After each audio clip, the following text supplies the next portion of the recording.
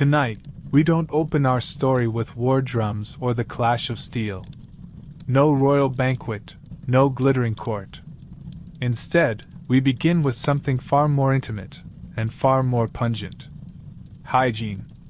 Or more precisely, the medieval terror of it. Step back into the 14th century. The air smells like smoke, sweat, and superstition. And bathing? That's not self-care. That's self-endangerment.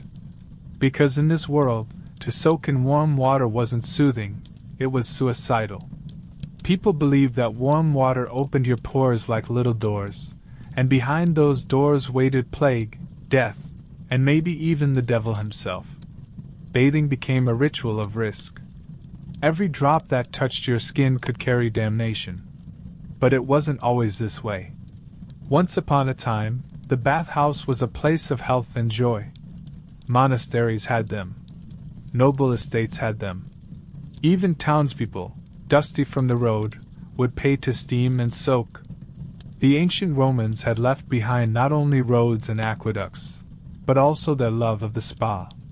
For a while, cleanliness was close to godliness. Then things changed.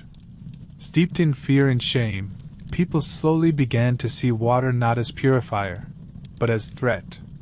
The bathhouse, once a place of healing, turned into a den of sin, at least, according to the pulpit. And not without reason. In some cities, bathhouses became hubs for more than hygiene. There was gossip, flirting, and more than a few extra services. It was only a matter of time before the church stepped in and declared that where there's steam, there's temptation. And temptation leads straight to hell. The response? Simple. Just don't bathe. Dry skin became the symbol of a dry soul. To be clean was to be suspect. A good Christian? He smelled like one. But medieval folks weren't completely indifferent to cleanliness. Far from it. They still rinsed their hands and faces. They scrubbed their feet with vinegar-soaked cloths. They burned sage to cleanse the air and sometimes themselves. Bathing the full body? That was rare, but it still happened if you had the courage. If you were wealthy, bathing was an event. Servants hauled boiling water, poured it into a heavy wooden tub, then lined it with cloth and perfumed it with lavender, mint, or whatever was growing nearby that didn't reek. You didn't bathe often, but when you did, you made it count. The result? A scented stew of prestige. A soup of privilege. The poor bathed too, but differently. Rivers became spas. Barrels doubled as tubs. You might wash your child, your tunic, and your goat in the same splash. Efficiency over elegance. In winter you pretended. You layered up and hoped for the best. And then, there was the smell. Medieval Europe was an orchestra of odor. Streets carried the scent of manure, smoke, fish guts, old leather, open sewers, and unwashed ambition. People coped the only way they knew, they masked it. Pomanders, delicate balls filled with herbs, hung from belts, dangled from necks, or were tucked inside clothes. Lavender in your blouse? That was more than fashion. That was survival. Deodorant didn't exist. But powder made from alum was applied to armpits. Rosewater rinses helped, if you could afford them. Others simply hoped that their scent wasn't the worst in the room. Because make no mistake, your smell mattered. Scent was social class. If you smelled good, you were noble. If you didn't, you blended into the masses. And if you stank, people assumed your soul did too. And so, through sweat and superstition, through vinegar cloths and perfumed disguises, the people of medieval Europe survived, not because they had hygiene, but because they had habits. Strange ones, dangerous ones, but habits nonetheless. They weren't ignorant, just scared. Of water, of sickness, of sin. And in a world where bathing might bring death, not bathing became an act of faith. Before the church condemned them, before plagues made them perilous, and before hot water became a whispered threat, bathhouses in medieval Europe were not dens of sin. They were temples of steam. Imagine walking into one on a chill evening around the year 1100. You'd push open a creaking wooden door and be hit with a wall of moist, herb-scented air. The bathhouse, or stew as it was often called, was alive with soft conversation, candlelight dancing on the stone walls, and the gentle splashing of water. You could hear laughter. Sometimes music. You could almost believe this place could cure a broken back, or a broken heart. At their best, bathhouses were sanctuaries. The communal tubs were filled with warm water steeped in rosemary or thyme. Some offered steam rooms heated by stoked fires under stone floors. Attendants would scrub your back or offer a shoulder rub. Merchants bathed beside monks. Townsfolk beside knights. It was, for a fleeting moment in time, a leveler of class. People came not just for cleansing, but for community. They soaked away their aches and shared stories of long days and longer winters. In a world where labor bent your spine and dirt was a daily companion, the bathhouse offered release, not just of grime, but of tension, sorrow, and silence. But human nature has a way of complicating even the simplest gifts. The same bathhouses that gave relief began offering other comforts. Private rooms, soft hands, stolen kisses behind curtains of steam. It didn't happen all at once. At first, it was subtle. A smile held too long. A meeting arranged for later. Then came rumors. Then came reputations. And once word spread that some bathhouses doubled as brothels, the entire institution became suspect. The church noticed. Oh, it noticed. To medieval clergy, the bathhouse was becoming a gateway. First to heat, then to nakedness, then to lust, then to sin. And in their eyes, sin was contagious. One whiff of it, and a soul might be lost forever. So sermons began to warn. Pamphlets whispered of moral rot. And laws followed closely behind. In some cities, bathhouses were ordered to close on Sundays. In others, they were shut altogether. The once beloved stews became shadows of themselves, regulated, raided, or repurposed. Some bathhouses, desperate to survive, tried to return to innocence. They separated the sexes, posted codes of conduct, lit candles instead of lanterns to soften the atmosphere. But the damage was done. By the time the Black Death arrived in the 14th century, public sentiment had shifted. Bathhouses were now seen as places where disease lurked in every droplet, where strangers' sweat pooled in the same tub. And if the devil wanted to slip into town unnoticed, what better place to do it than in a room full of open pores? As the plague ravaged Europe, people stopped visiting. Bathhouses were abandoned, doors bolted, signs torn down. Some buildings were converted into bakeries or storage halls. Others were left to rot, haunted by whispers and mildew. But not all of Europe gave up so easily. In warmer regions like southern France and Italy, bathhouse traditions lingered. The Mediterranean climate allowed for more open-air designs. Plumbing was better. Attitudes a little more relaxed. You could still find people soaking in tiled pools beneath fig trees, sipping herbal wine and arguing about poetry. And in monasteries, far from the judgment of city squares, monks kept up the old ways. They bathed on schedule, quietly, modestly, and without scandal. Hygiene, for them, was sacred discipline. Even as the outside world gave into fear, behind stone walls, the water still flowed. Still, the golden age of the communal bath was over. The steam had cooled. The laughter had faded. What remained was suspicion, and a void. One filled not by soap, but by silence. As bathhouses faded into memory and steam rooms were shuttered by fear and faith, The act of bathing didn't vanish, it simply retreated behind closed doors. In manor houses and noble estates, where money could build walls high enough to block both scandal and the wind, the art of bathing took on a new form, private, personal, and painstaking. If you were a noble in the late medieval world, you didn't bathe often, but when you did, it was a spectacle.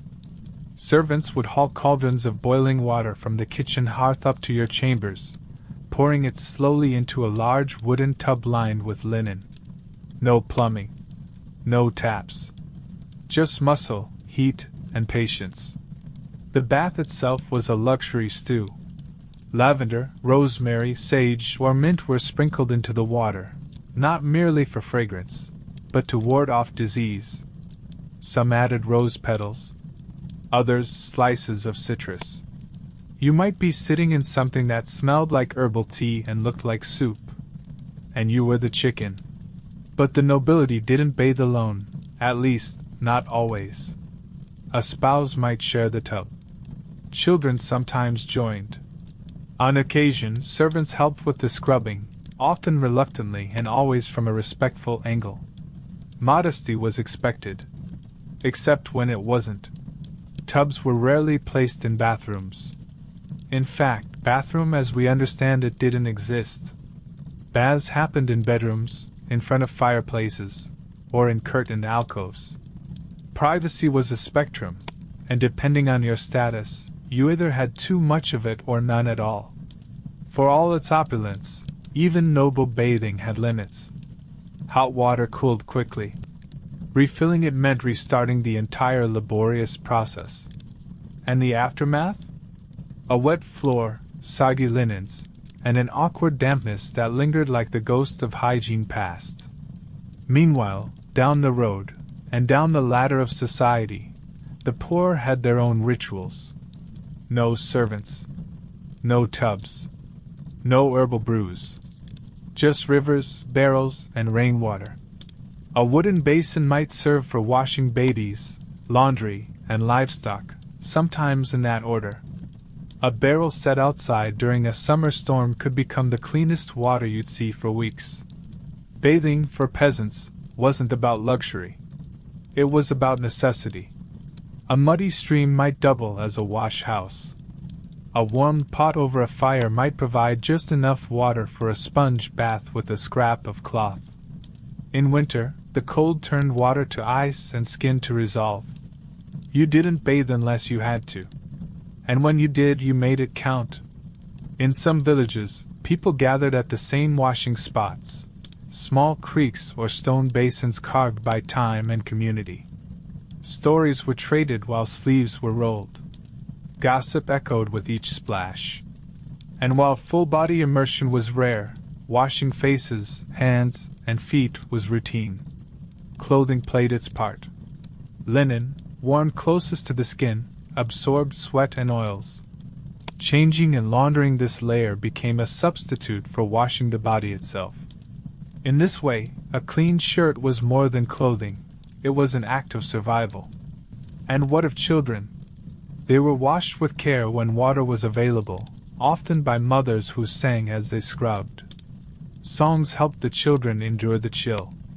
For peasants, bathing wasn't just hygiene, it was memory, effort, and sometimes a brief return to peace. The contrast was stark. Nobles bathed like events were being recorded in history. Peasants bathed like they were trying to outweat time. But both were ruled by the same forces: weather, illness, faith, and fear. Yet, in their own ways, they tried. Not because they understood germs, but because they understood dignity.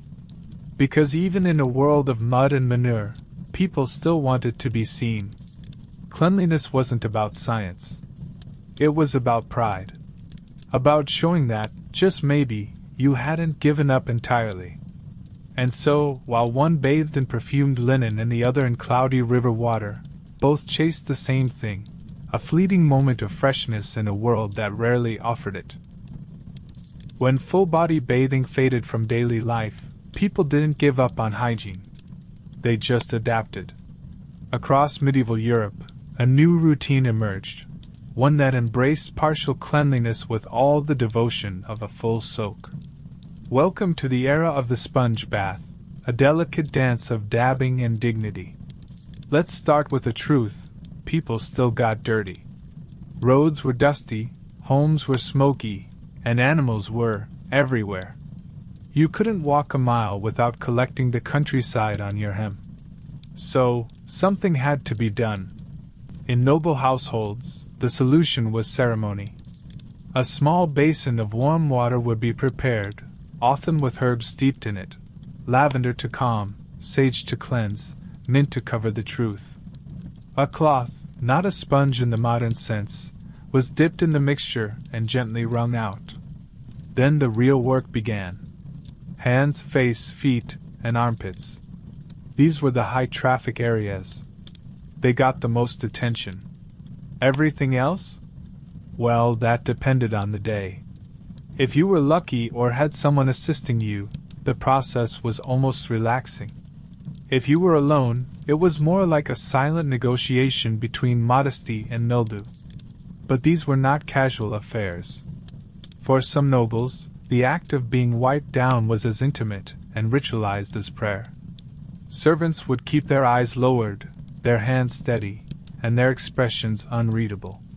No one wanted to be the topic of bathhouse gossip. Not even if you were the duke. Among the poor, the methods were simpler, though no less creative. A pot of water heated over a fire, a rag made from old linen, and a quiet moment stolen from labor. Perhaps you dabbed yourself behind a haystack. Perhaps you waited for dusk. Perhaps you didn't wait at all and rinsed your hands in a puddle while praying it wasn't also a pig's favorite spot. Water, after all, was precious.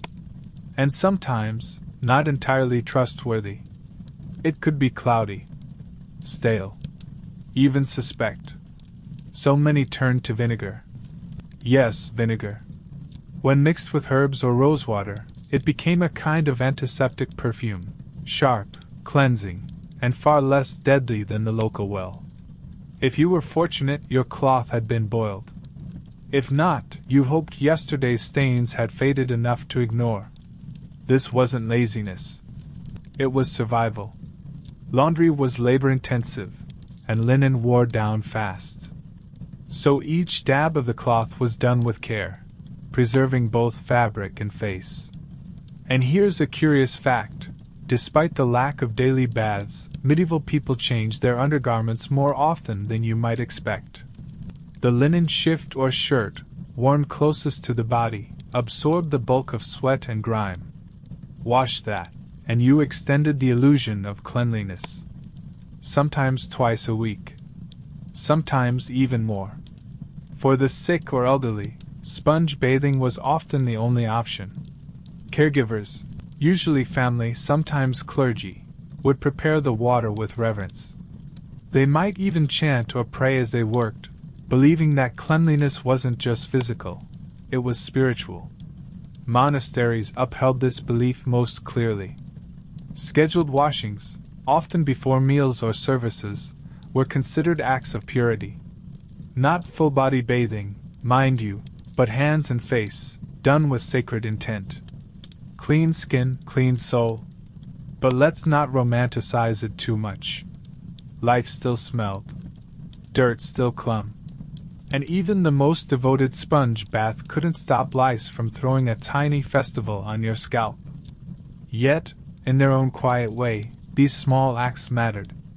A damp cloth passed over a child's cheek. A basin left steaming in the cold morning air.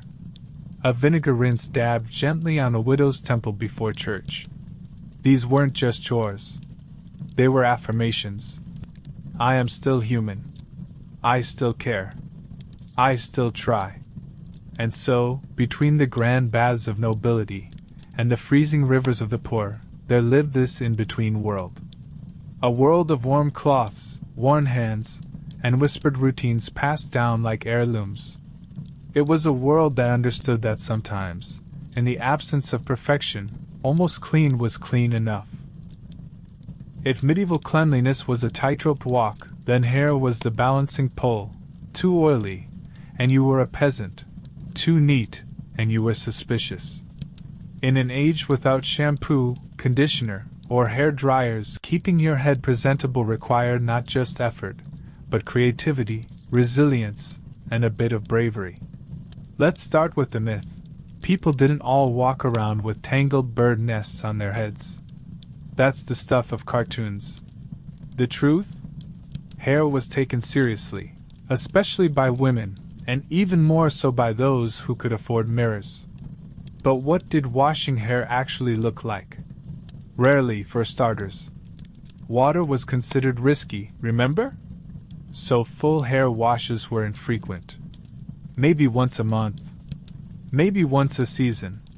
Instead, people relied on dry methods: brushing, combing, perfuming, and carefully hiding any oiliness under hoods, veils, or caps. When they did wash, the process was elaborate. For the wealthy, servants would heat water over an open hearth, then pour it gently into a basin. The water might be infused with rosemary, nettle, or sage, herbs believed to cleanse not just the scalp but also the spirit. If your hair was particularly grimy, or if a special occasion was looming, you might reach for something stronger: lye soap. Made from a mixture of wood ash and animal fat, it was harsh, abrasive, and highly effective at stripping away everything, including moisture, color, and sometimes dignity. Using it on your head? That was a decision not made lightly. For those seeking gentler options, nature provided alternatives. Egg yolks were whisked into warm water and massaged into the scalp. Not exactly spa material, but surprisingly effective at lifting oils. Beer rinses were another popular method, particularly among women. The malt added shine and body. And if your hair didn't sparkle, at least it smelled like a tavern. Vinegar, particularly apple cider vinegar steeped with herbs, was used as a final rinse. It cut through grease and soothed itching scalps, common issues in a world of smoke, sweat, and woolen headgear. Imagine kneeling over a basin while your maid slowly poured warm vinegar down your hairline. It stung the nose but left a strange feeling of renewal. Made from bone, wood, or horn, medieval combs were fine-toothed and often beautifully carved. They weren't just for detangling, they were for delousing. Lice weren't a pest. Combing sessions were routine and often communal. A mother would comb her daughter's hair before church. Monks combed one another in long lines of quiet contemplation. It wasn't just about hygiene. It was bonding, conversation, vigilance. If you found a nit, you didn't scream. You sighed. You kept going. For noble women, hair care was a near spiritual discipline. Long hair was a symbol of fertility, patience, and divine favor. Elaborate braids were woven with care, oiled with herbal salves, and pinned with handcrafted needles. It could take hours. And once finished, a veil or headdress was worn, not just for modesty, but to protect the effort from wind, dust, and wandering hands. Men kept things simpler. Shorter styles were more manageable and considered masculine. Knights often kept their hair cropped to avoid lice during campaigns.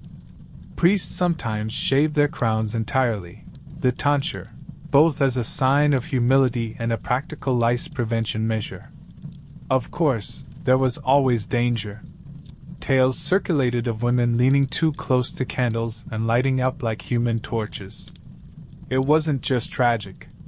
It was preventable, with care, vigilance, and an appropriate distance from open flame. Despite it all, medieval people were proud of their hair. Even when greasy. Even when itchy. They perfumed it with rosewater, pinned it with beads, tied it with ribbons, and whispered prayers while brushing before bed. Because in a world that was loud, filthy, and often brutal, hair was one of the few things they could control. It was beauty. It was status. It was survival. Let's set the scene. You're seated at a medieval banquet. A roasted boar's head glistens on the table. Mead sloshes in wooden cups. laughter echoes. And as someone across the table leans in to smile at you, you realize teeth were optional. Medieval dental care was a battlefield, and one fought with limited weapons. There were no toothbrushes, no minty fresh toothpaste, no visits to the dentist every 6 months. Yet somehow people cared. Maybe not always successfully, but they tried. And their methods? A blend of invention, superstition, and sheer determination. First, understand this. Medieval people didn't eat much refined sugar. Honey was common, but sweets like we know them were luxuries. This meant fewer cavities than you'd expect, especially in rural communities. In fact, many peasants had surprisingly healthy teeth well into middle age. But when rot did set in, it hit fast. And hard. So how did they clean their teeth? They used cloths. Pieces of linen or wool, wrapped around a finger, were rubbed over the teeth to remove grime. Often soaked in vinegar, salt, or ash, the goal wasn't a Hollywood smile. It was breath that didn't clear a room and teeth that didn't fall out before your 30th name day. Some recipes added mint, sage, or rosemary ash for fragrance and a little antibacterial kick. The mouth would be rinsed with wine, vinegar, or herbal water. It wasn't pleasant. It wasn't sweet. But it did something. And then came the chewing sticks, the medieval ancestor of the toothbrush. Small twigs from trees like hazel, willow, or elm were frayed at one end to create a kind of fibrous brush. You chew it to soften the fibers, then scrub your teeth with the bristled tip. Primitive? Yes. Effective? Surprisingly so. Some people chewed fennel seeds, cloves, or cardamom to freshen their breath. Not only did it improve how you smelled, but it made social interaction less hazardous. If you had access to the spice rack, you had access to dignity. But what happened when a tooth ached? If you were lucky, a local healer or monk might suggest herbal compresses, perhaps a poultice made of garlic and sage, or a tea of chamomile and thyme. These weren't cures, but they might numb the pain, distract the nerves, or at the very least, buy you time. If the pain grew worse, more dramatic action was needed. And this is where things got medieval. Enter the barber surgeon. Yes, your local haircutter also handled tooth extractions, often without warning, and always without anesthetic. The method? Grip. Yank. Pray. A wooden stool, a sharp iron instrument, and a handful of courage were all that stood between you and blessed relief. After the extraction, you might rinse with wine, press salt into the socket, or whisper a prayer to Saint Apollonia, the patron saint of toothaches. If the infection didn't get you, you survived. If it did, well, the records aren't always clear. Toothpaste, as we know it, didn't exist, but people made their own mixtures. Crushed eggshells, charcoal, oyster shell ash, salt, and honey were blended into gritty pastes. These might scrub away plaque. They might also scrub away enamel. But they made your mouth feel cleaner, sort of. Of course, this was all happening in a world without mirrors. Why? Still, people took pride in their teeth. Noblewomen sometimes rubbed their gums with cloths dipped in wine. Soldiers on campaign carried their own chewing sticks. Even peasants saved certain herbs just for mouth rinses on feast days. Clean teeth were a small form of power, something you could carry, even when your tunic was patched and your shoes were falling apart. And while their smiles weren't pearly white, they were real. They were earned. Not by flossing or fluoride, but by grinding, chewing, rinsing, and praying. So next time you squirt toothpaste on a plastic brush, consider this: you're participating in a ritual that began with twigs, vinegar, and the desperate hope that your barber had a steady hand. Imagine walking through a medieval city at midday. The sun is high. The market is alive. Baskets of onions, barrels of fish, sheep trotting past the blacksmith. And humans, hundreds of them, sweating, shouting, and breathing in close quarters. It isn't the visuals that overwhelm you. It's the smell. Let's be honest, medieval Europe was not known for its fragrance. Without plumbing, air conditioning, or the concept of daily showers, body odor was not an exception, it was the baseline. But here's the twist, medieval people knew it. And they hated it just as much as you might. One method? Herbs and powders. Finely ground rosemary, sage, or lavender leaves were kept in small cloth pouches. These were tucked into clothing, hung from belts, or sewn directly into the lining of cloaks. If you smelled like anything other than rot, you were doing well. Then came the rise of pomanders, small, perforated metal spheres filled with aromatic substances. Carried by nobles and merchants, they were suspended from chains, swung like jewelry, or clutched during moments of confrontation with particularly strong urban air. Some were ornate, crafted from silver or brass, and filled with ambergris, musk, or cinnamon. Others were humble leather balls with dried mint and thyme. Poorer folk had their own versions, bundles of dried herbs tied with twine and pinned to tunics or tucked into pockets. It wasn't luxury. It was survival by scent. And yet, even the best odor-fighting pouch couldn't keep up with the realities of medieval life. People turned to alum powder, a natural astringent made from potassium alum. Dabbed under the arms, it helped reduce sweating and was also believed to close the skin, preventing disease from entering. It didn't smell nice, but it helped stop things from getting worse. Vinegar was another favorite. Not just for teeth and cleaning wounds, but also as a makeshift deodorant. Applied with cloth to the underarms, chest, and even feet, it stung, but it also disinfected and temporarily erased body odor. Some people added rose petals or citrus peel to cut the sting and boost the perfume. Bathing, rare as it was, became a performance around odor. Nobles bathed in rosewater. Herbal washes were poured over the body before feasts or festivals. For peasants, even wiping down with cold water and vinegar before entering a church could be a gesture of honor to yourself and your neighbors. The idea of a clean smell was deeply tied to virtue. A good person should smell fresh.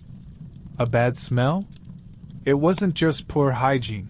It was seen as a reflection of inner decay, a physical manifestation of moral rot. Some believed that demons traveled through bad smells seeking sin. Others believed strong perfumes could ward off illness. Scent even shaped architecture. In wealthy homes, herbs were scattered on floors, especially in halls and bedrooms. Rushes, marjoram, and sweet flag were strewn underfoot, releasing fragrance as people walked. Over time, they soaked up dirt, grease, and sweat, and had to be replaced. But for a moment, they gave the illusion of purity. In churches and royal courts, incense became more than religious symbolism. It was air control.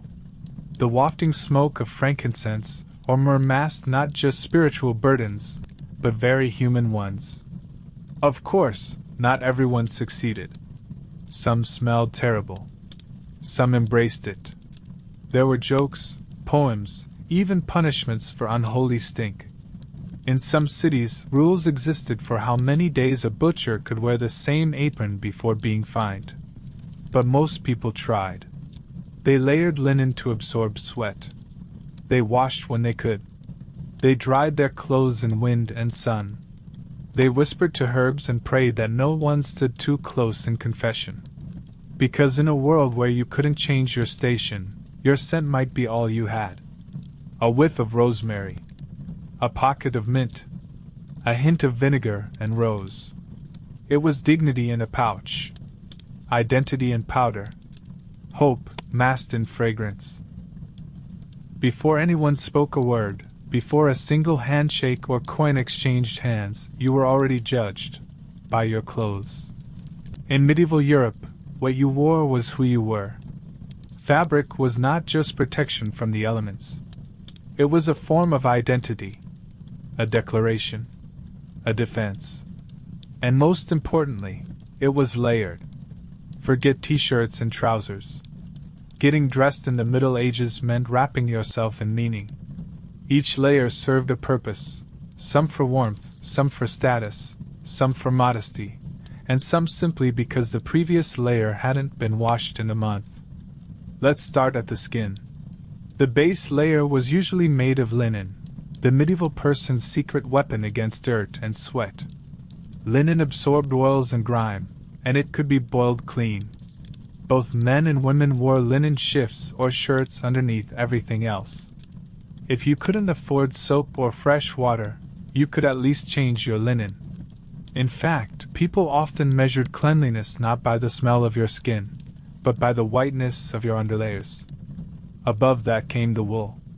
Wool was the miracle fabric of the medieval world, durable, warm when wet, and easy to dye. It was everywhere: tunics, cloaks, hoods, hose.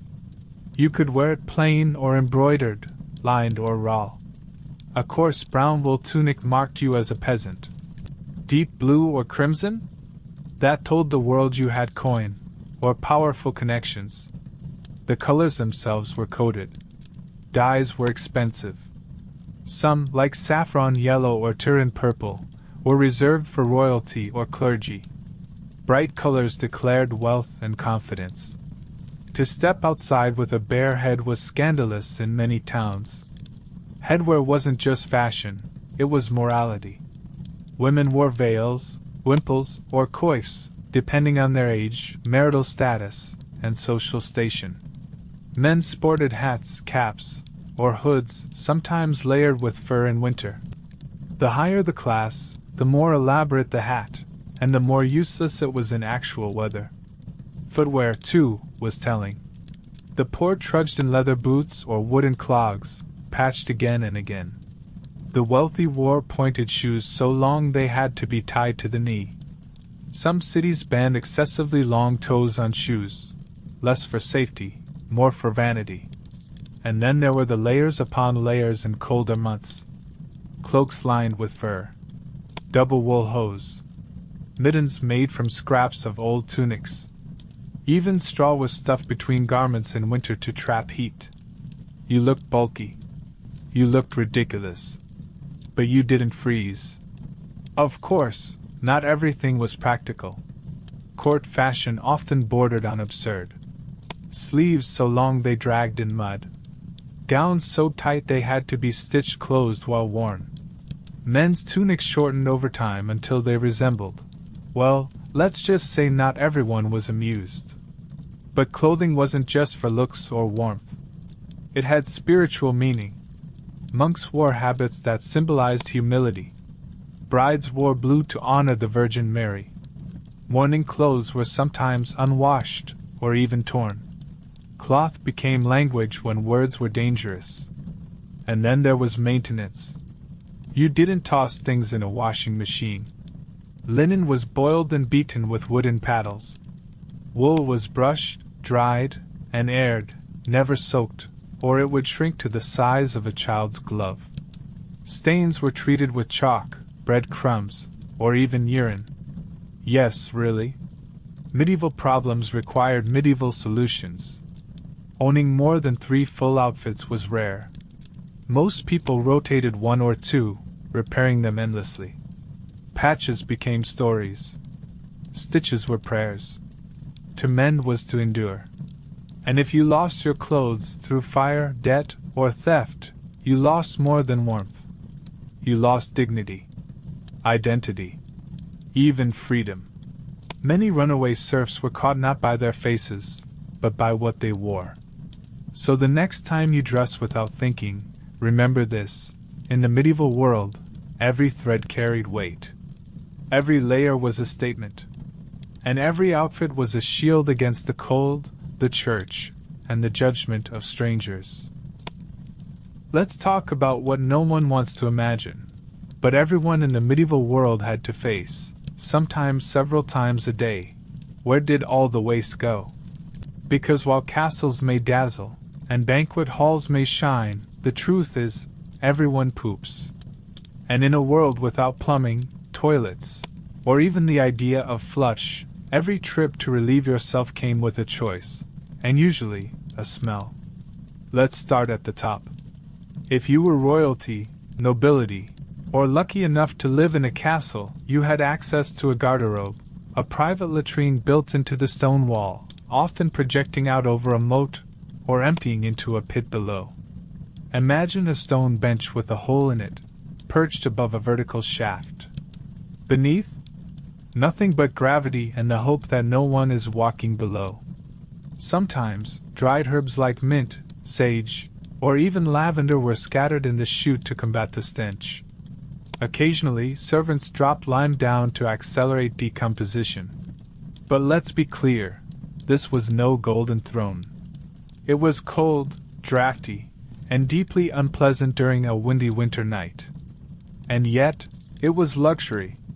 Because outside the castle walls, things got a lot messier. In towns and villages, most people relied on chamber pots, simple ceramic or metal bowls tucked under beds or hidden behind curtains. You'd relieve yourself, cover it with ash or straw if you had any, then, if you were decent, empty it into a designated spot. If you weren't so thoughtful, you just tossed it out the window. Yes, really. Streets often served as de facto sewers. In cities like London or Paris, it wasn't uncommon to hear a cry of gardas low. Watch out for the water, before a splash came hurtling down from a second-story window. If you were lucky, you only lost your hat. If not, well, let's just say people learned to walk close to buildings, not the middle of the street. To manage this chaos, many towns established cesspits, large, underground holes dug in courtyards or alleyways to collect human waste. These were periodically cleaned by men known as gong farmers. Their job? To descend into the pit, often at night, and shovel out the contents by hand. They were well paid, but shunned socially. It was honest work, and horrifying. In monasteries, the system was more organized. Latrines were communal, often positioned over running water. Monks would use long stone benches with keyhole-shaped seats, built side by side with little concern for privacy. Cleanliness mattered. After all, spiritual purity began with physical discipline. But what did people use instead of toilet paper? The answer? It varied. Moss, straw, rags, hay, water, even smooth stones. Some used old cloths soaked in vinegar. Others used nothing at all. Wealthier folks might have soft woolen scraps or linen squares, but for most, it came down to what was available, and what wasn't too sharp. Public toilets existed too, especially in market towns. These were little more than wooden benches over pits, sometimes shared by a dozen people at once. They were dark, loud, and rarely cleaned. You didn't go there unless you had no other choice. And let's not forget the countryside. The smell of cities was legendary. Open sewers, animal droppings, chamber pot runoff, it mixed into a pungent symphony that clung to cobblestones and windowsills alike. Visitors often remarked on it in letters and journals. And residents? They just learned to breathe shallow. Some attempts at sanitation emerged. Laws were passed banning chamber pot tossing, fines were issued for unclean stables, and gutters were installed. But enforcement was patchy, and rain was still the city's best janitor. In castles, in hovels, in monasteries and markets, relieving yourself was never private, rarely comfortable, and almost always a little bit dangerous. Yet somehow, society survived. People adapted. And despite the flies, the filth, and the occasional splash, medieval folks did what we all do. They answered nature's call, however they could. In a world where plumbing didn't exist and rivers doubled as bathtubs, sewers, and the occasional laundry station, there was one thing medieval people knew for sure: don't trust the water. And they were right. Water, at least in towns and cities, was a gamble. A stream that sparkled at dawn might carry waste by midday. Wells could be contaminated. Public fountains, though noble in theory, were often fed by wooden pipes crawling with mold, rats, or worse. So what did people drink? Not water, at least not often. The preferred solution was to ferment the fear away. Enter ale. Not to be confused with modern beer, medieval ale was a low-alcohol, often unfiltered brew made from water, malted grains, and sometimes herbs or fruit. It was mildly alcoholic, just enough to kill off some bacteria, and far safer than the local well. Children drank it. Monks drank it. Kings drank it. Even hospital patients sipped it between doses of garlic and prayers. It wasn't about intoxication, it was about survival. Ale was your breakfast drink, your midday refreshment, and your dinner companion. Stronger beer existed, of course, but the everyday brew, called small beer, was light, cloudy, and essential. In monasteries, brewing became an art form. Monks carefully monitored temperature, yeast, and grain ratios. Some abbeys even built underground cellars to age their ale. Recipes were guarded, passed down with the same reverence as sacred texts. For travelers, a stop at a monastery wasn't just for prayer, it was for a safe drink. In wealthier households, wine flowed freely, especially in southern Europe. Red or white, spiced or aged in wooden casks, wine was considered the drink of the educated and elite. In colder climates, mead, fermented honey water, was favored for its sweetness and potency. Kings toasted with it. For the common folk, however, luxury drinks were out of reach. Instead, many turned to herbal infusions, hot water boiled, to kill germs, and steeped with mint, chamomile, or thyme. These were believed to settle the stomach, ease fevers, or simply mask the flavor of dubious water. And yes, people still drank water, when they had to. Rural villagers who lived near clear, fast-flowing streams sometimes took the risk. In mountain communities, springs were prized and protected. Holy wells, naturally flowing sources often dedicated to saints, were visited for both spiritual and physical healing. Pilgrims carried water from these sites home in flasks, believing it purified body and soul. In cities, water was hauled from wells and public fountains. Some towns had early piping systems, wooden, lead, or clay pipes that carried water into central cisterns. To improve the taste, people mixed water with vinegar, creating a drink called pasca, or added crushed fruit. In some cases, sour ale was cut with water to stretch supplies and calm the stomach. These diluted drinks were safer than plain water, and became staples in households across Europe. Even rainwater wasn't safe. Unless you collected it directly in clean, stone-lined cisterns, it could carry ash, soot, bird droppings, or roof dust. Some households filtered rain through sand, charcoal, or linen cloth before drinking, but not everyone had the means or knowledge to do so. It's easy to assume people were ignorant. They weren't. They observed. They learned. They remembered who got sick and who didn't. They passed down rules: boil before you drink. Avoid the downstream side of the village. Trust the alewife. Never drink after a flood. By the late Middle Ages, some towns even employed water carriers, licensed individuals who hauled cleaner water from safer sources and sold it door to door. Their loyalty was prized. Their failure? Sometimes deadly. So the next time you reach for a clear glass of tap water, pause. In the medieval world, that same cup might have been a risk, a choice between thirst and trust, health and hazard. And most of the time, they made the same choice, ale over agony. Forget cozy cottages with flower boxes. A medieval home wasn't built for comfort. It was built for function, and for survival. At first glance, it might seem quaint: timber beams, thatched roof, maybe a cat in the corner. But step inside, and you'd realize this house wasn't protecting you from the wild. It was just one more part of it. Let's begin at the bottom, literally. The floor was often just packed dirt.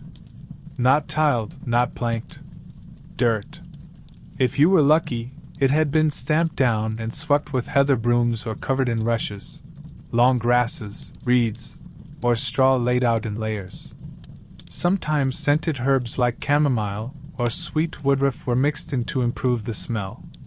But after a few weeks of muddy boots, kitchen spills, and the occasional goose walking through, the rushes weren't fresh anymore. They were compost. Walls were made from wattle and daub, woven wooden strips packed with mud, clay, straw, and dung. In winter they cracked. In summer they steamed. Wind whistled through the gaps. Rain found the roof's weak points.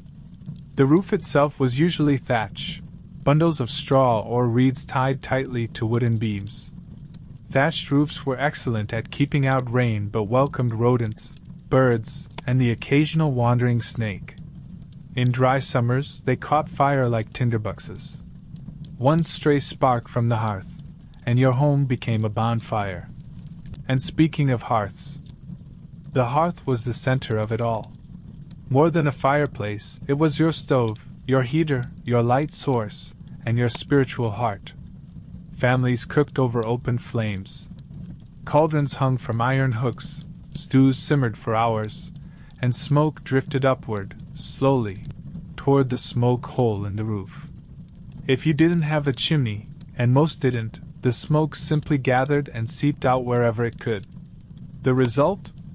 Soot-black rafters, smoke-stained eyes, and lungs lined with ash. Windows were tiny, if they existed at all. Glass was expensive and rare, reserved for churches or castles. Most people used wooden shutters, oiled parchment, or horn sheets to cover the holes. Light was precious. Privacy, rarer still. Furniture was minimal. A table. A few stools. Maybe a wooden chest for storage.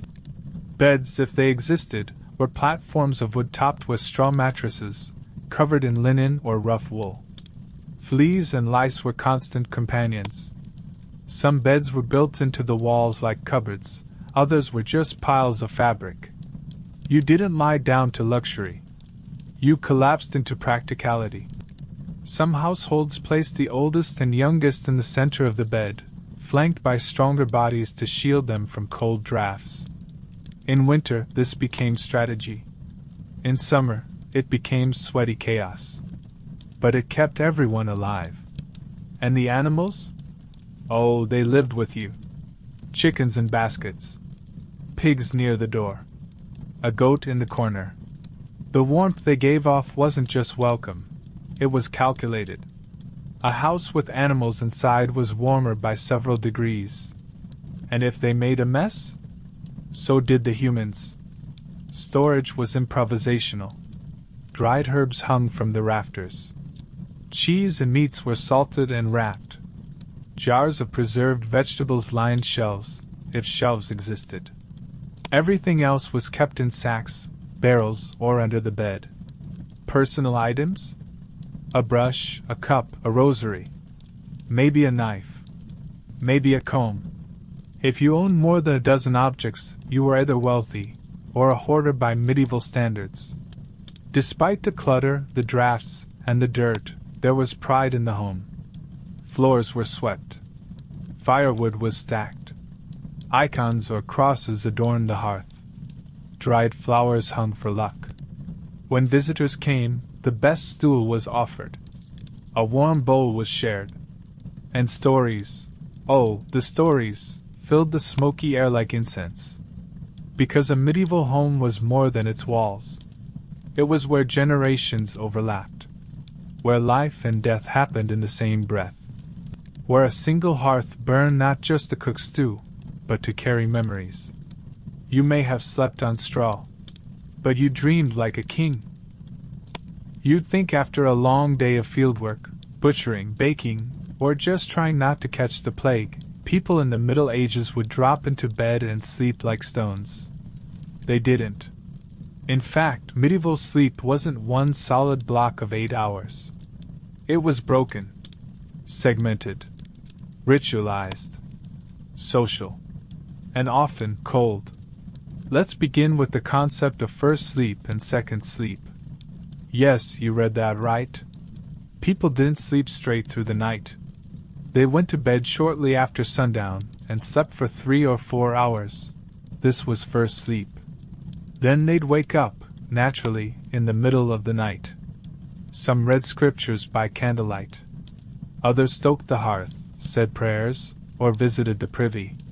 Couples might talk, eat a light snack, or enjoy each other's company. After an hour or two of this quiet watch, they returned to bed for second sleep until dawn.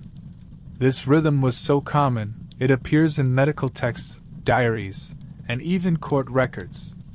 One 13th century scholar wrote that dreams after second sleep were more truthful, while another suggested that God often whispered to souls in the stillness between sleeps. But let's not romanticize it too quickly, because sleep itself was a struggle. For one thing, heat was rare. Homes had no insulation. Fireplaces were small, inefficient, and went out after midnight. So, people slept in layers, woolen nightshirts, socks, and sometimes even caps to keep warm. Beds were padded with straw, feathers, or rags. Some were shared by entire families. And in colder months? You didn't just sleep under blankets. You slept under bodies. Yes, body heat was the best defense against freezing nights.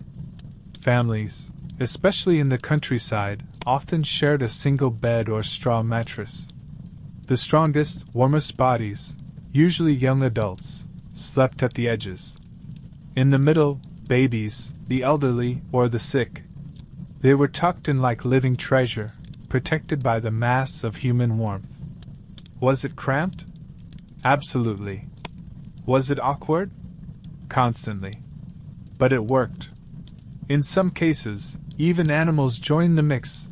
Small dogs, cats, or even chickens nestled near feet. Every warm breath counted. And don't forget the lice. They were everywhere. No matter how clean you were, they found a way. Hair was combed before bed, mattresses beaten during the day, and some people tucked lavender, wormwood, or mint in the sheets to keep the worst of the pests away. It didn't always work, but it helped. The act of going to bed was also different from today. There were no pajamas, no soft mattresses, no glowing phones. Instead, you prayed. Maybe you recited a psalm. You covered the fire with ash so it would smolder until morning. You barred the door with a beam. You checked the shutters.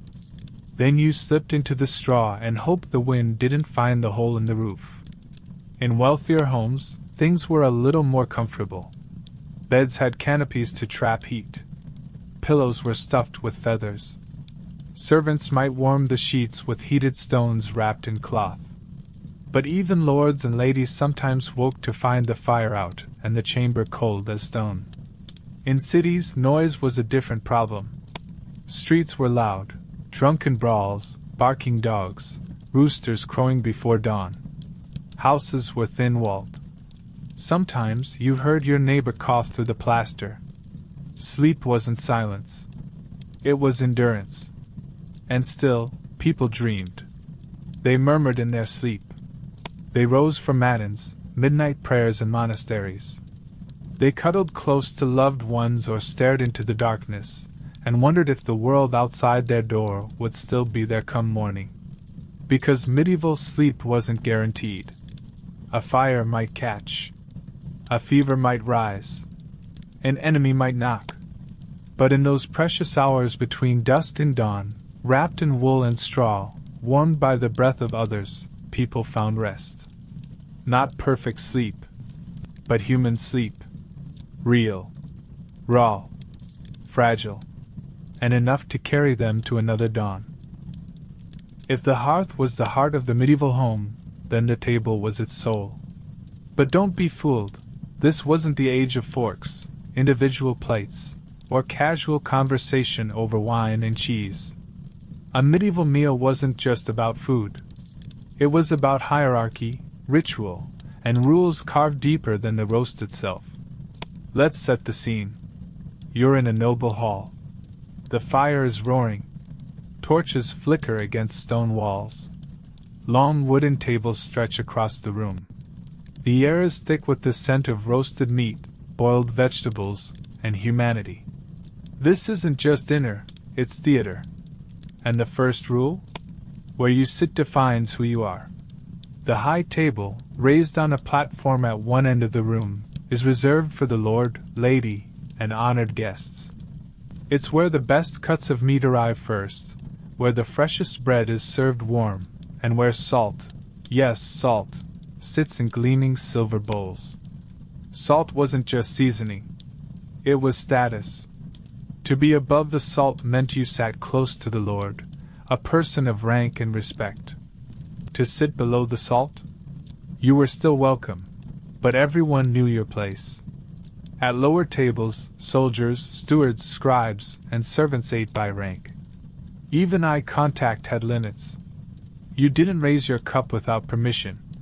You didn't speak with your mouth full, not because it was rude, but because someone more powerful might be watching.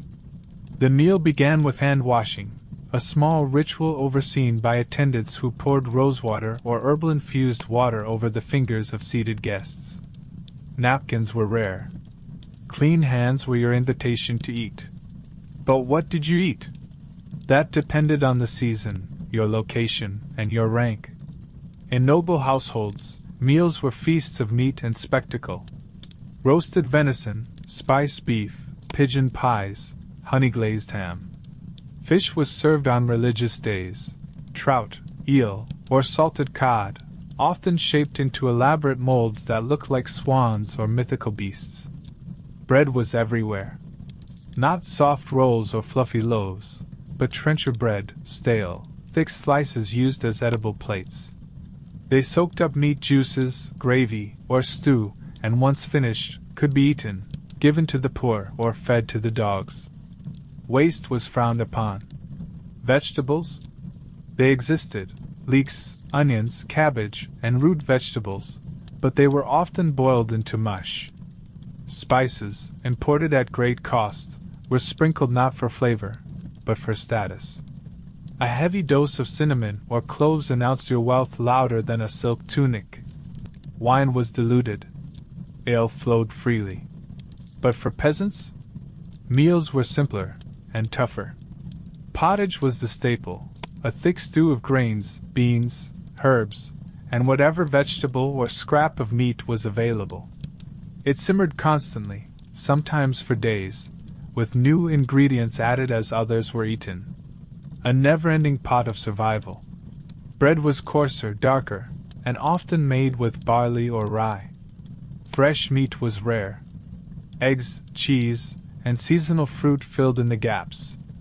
Ale, weak and sour, was safer than water. And while the table was humble, the gratitude was real. No reaching. No slurping. No licking your knife. Don't blow on your food. Don't wipe your hands on your clothes. Don't complain. Don't speak over your betters. Even peasants had etiquette, passed down through generations. If you share a pot, do not dig deep, one proverb warned. Greed stirs the bottom. But food was also celebration. Weddings brought whole villages together for spit-roasted oxen, honeyed pastries, and barrels of ale. Feasts marked religious festivals, saints' days, harvests, or military victories. Land restricted what you could eat, but when Easter came, so did lamb, pies, and sweet mead. And when famine came, people stretched every grain.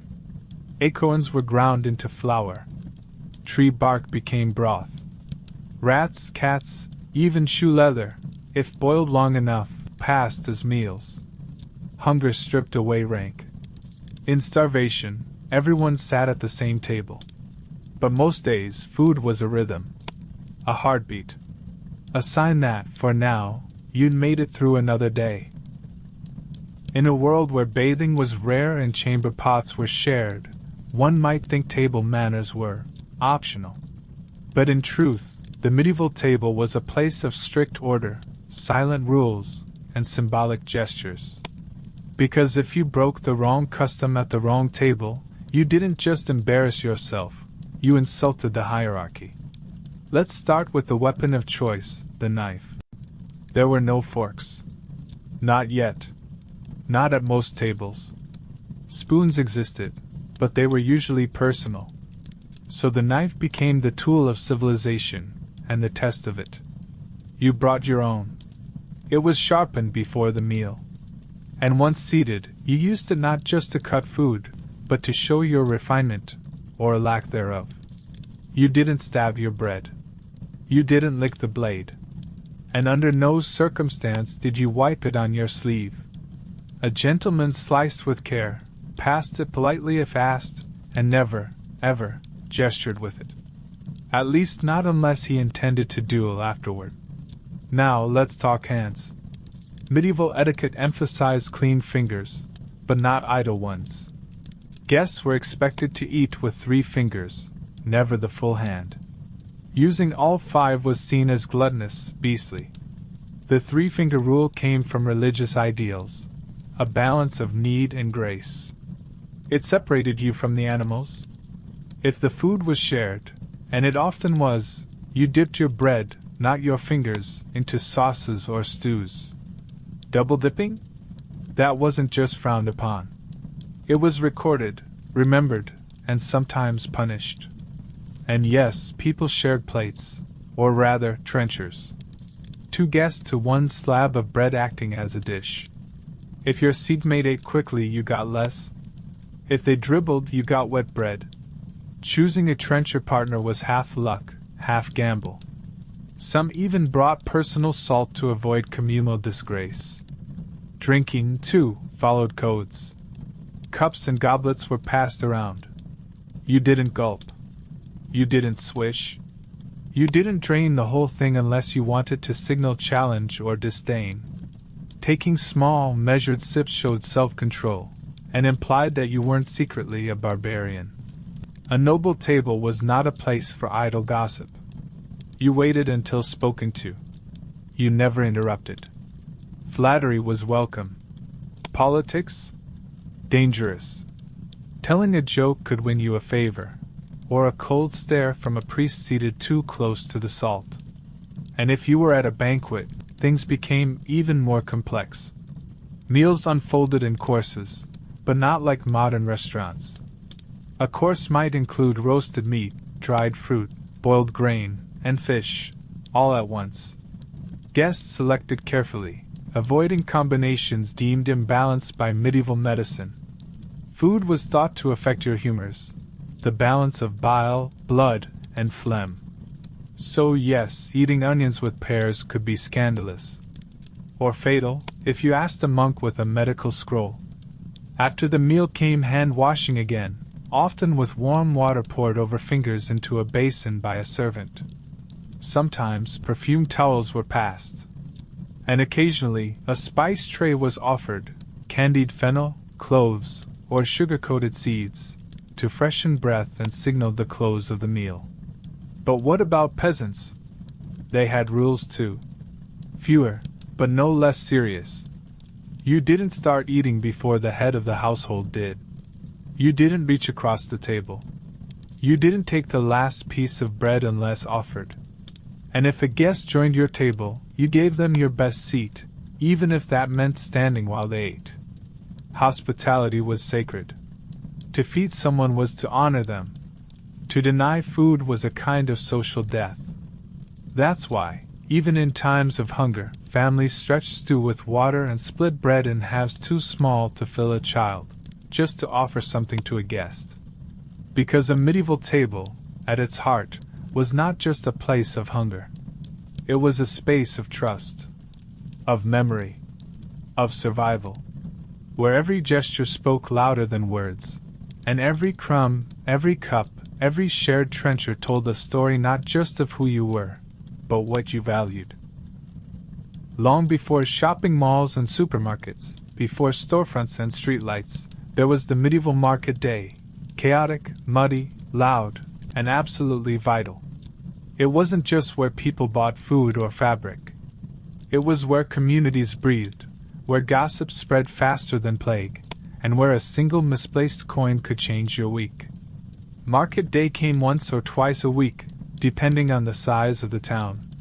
Sometimes more during feast seasons. It often began with the toll of the church bell at dawn. That wasn't just a call to prayer. It was permission to sell. By sunrise, wagons and carts had already arrived, rattling in from villages and farms. Pigs squealed, geese flapped, and dogs barked at everything that moved. Merchants set up stalls with hammers and ropes, or simply laid their wares on cloths spread directly on the earth. There were no neat aisles or price tags, just mud, voices, and motion. The smell hit you first. Not all bad, just overwhelming. Fresh bread, dried herbs, roasting chestnuts, and spilled ale mingled with horse manure, sweat, and yesterday's fish guts. A medieval market was a perfume of contradiction. And the sounds? A symphony of shouts. Vendors hawked their goods in every dialect. Fine apples, fresh picked. Wool from the lowlands. Fish still flipping.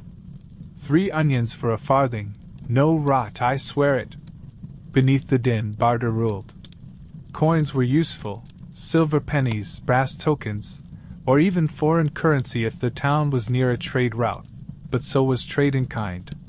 You might offer eggs for thread, cheese for salt, or a carved spoon for a tin mug. Haggling wasn't impolite. It was expected. And it wasn't just food. A medieval market sold everything. Bundles of onions, garlic, and carrots strung together like necklaces. Jars of honey, mustard, and mysterious ointments from herbalists. Wool, linen, and leather laid out in dyed folds, often stiff from rain. Wooden combs, spoons, and even religious relics, real or forged. Live chickens, ducks, or even a tethered goat braying next to a basket of apples. In larger towns, the market might include performers, jugglers, minstrels, a bear on a rope, a blind man reciting psalms. Children ran between stalls chasing songs and pickpockets. Everyone watched everyone else, not always for joy, sometimes for survival. Spies, tax collectors, and church officials walked quietly, ears open for sedition or scandal. Words carried weight. A joke told too loudly could earn you a summons. An argument over fish could turn into a fine, or a fistfight. Even in this noisy maze, the market followed rules. Town charters often defined who could sell where, what scales were legal, when foreign merchants had to pack up, how meat had to be cut, and which days the butchers weren't allowed to dump blood near the well. Offending these rules meant fines, or worse, being banned from market altogether. For many, that was a social death sentence. You didn't just lose goods. You lost access to the town's beating heart. But the market wasn't only business. It was also the place for news. A returning soldier might share tales from the north. A monk might bring warnings from the next village. A widow might quietly pass a message meant for a lover. Word of mouth was the newspaper, the telegram, the whispering web of medieval life. And when the midday bell rang, stalls began to close. Leftover vegetables were packed. Coins were counted. Bread crusts and trampled fruit fed the pigs or the soil. The crowd thinned, though the smell lingered. And the market faded back into an empty square, until the next time the bell rang. For most medieval people, the market wasn't a place you visited. It was a place that defined your rhythm. A place of memory. Of smells and deals and danger. A world where you saw your neighbors, heard the world outside your village, and remembered, for better or worse, that you weren't alone. When you imagine the Middle Ages, you might picture knights and kings, castles and cathedrals. But behind every sword and stone stood a hand, calloused, skilled, and proud. The medieval world wasn't built by royalty. It was forged by craftsmen. From the clang of the forge to the hiss of boiling dye, every town and village hummed with labor. Bakers, blacksmiths, weavers, coopers, masons, tanners, fletchers, and cobblers, each with their tools, their rituals, and their stories. But these trades weren't just jobs. They were identities, passed from master to apprentice, father to son, sometimes mother to daughter. To be a craftsman was to belong to a lineage of knowledge, and protecting that knowledge was sacred. Let's begin in the heart of the town, the smithy. Here, hammers struck rhythmically against anvils. Sparks danced in the gloom. Iron glowed like sunrise. The blacksmith didn't just make horseshoes, he shaped axes, plow blades, nails, hinges, chains, keys, and armor. His fire kept the town working. Apprentices began young, often before 12. They swept floors, stoked the fire, and watched, always watched, until they were trusted with the hammer. Years later, they became journeymen, traveling to other towns to learn more styles, more secrets. Only then, after proving themselves, could they be called masters. And with that title came entry into a powerful world, the guild. Guilds were medieval trade unions, fraternal societies, and mystery schools all in one. Every major trade had one: bakers, weavers, butchers, carpenters. They controlled who could work, where, and how. Guilds set standards for prices, weights, materials, and quality. If your bread was too small or your leather too weak, you could be fined, or banned. But guilds weren't just about control. They offered protection. A sick member could receive help. A widow might be supported. An orphaned apprentice might still be trained. Guilds were community. And their symbols, a painted hammer, a loaf, a spool, marked buildings across every town in Europe. There were mysteries, too. Many guilds had secret knowledge, recipes, measurements, forging techniques. Weavers knew special knots. Stonemasons had sacred geometry. Dyers guarded color formulas like spells. To leak a guild secret was betrayal, sometimes punishable by exile or worse. Some trades worked in public. The baker, covered in flour, delivering loaves before dawn. Others were hidden behind doors and smoke. Tanners, boiling hides in urine and lime. No one envied the tanner's smell, but everyone needed his leather. Because in the medieval world, your name was your brand. A single bad batch of wine, a cracked pot, a warped crossbow, and your stall could empty. But a master known for precision, honesty, or innovation? He earned contracts from nobles, commissions from churches, even invitations from kings. And still, most craftsmen remained rooted in the town. Their shop was their world. A baker might work the same oven his grandfather built. A cobbler might reuse the same iron last passed down 3 generations. Tools were sacred. Not replaced, but repaired. A worn hammer wasn't weak, it was wise. For women, trade was more limited, but not absent. Many worked alongside fathers or husbands, especially in textiles, ale brewing, and herbal medicine. In some towns, widows could inherit workshops and even join guilds. Their hands bore the same soot, the same blisters. Craftsmen didn't just build tools. They built lives.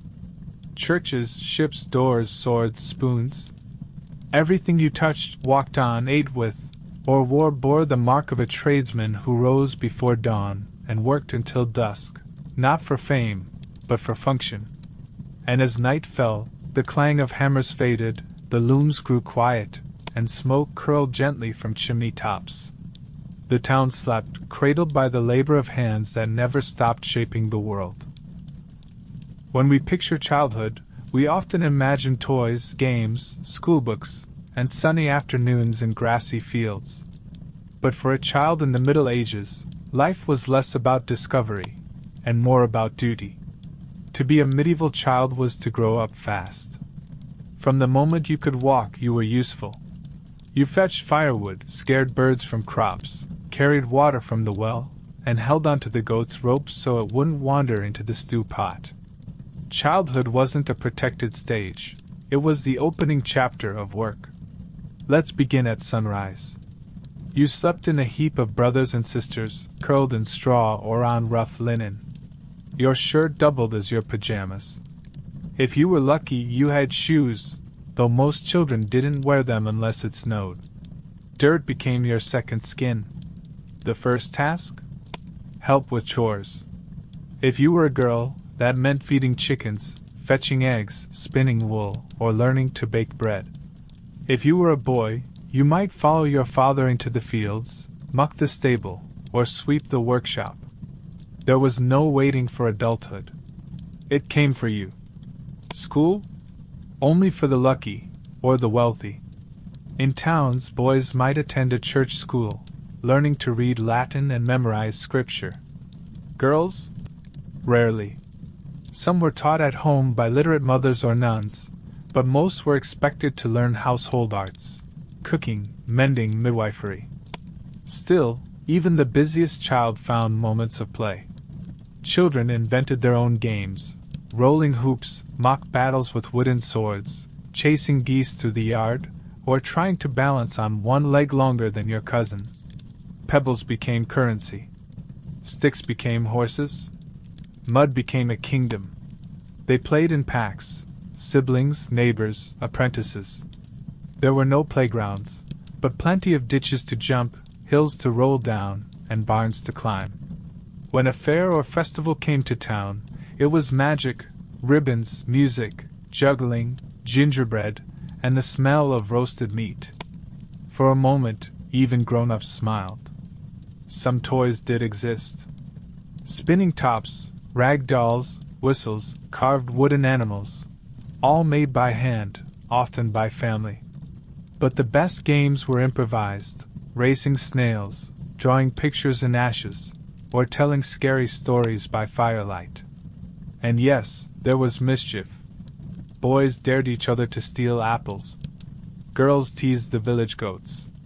Someone always tried to chase the cat with a broom or ring the church bell when the priest wasn't looking. But punishment was swift. A slap.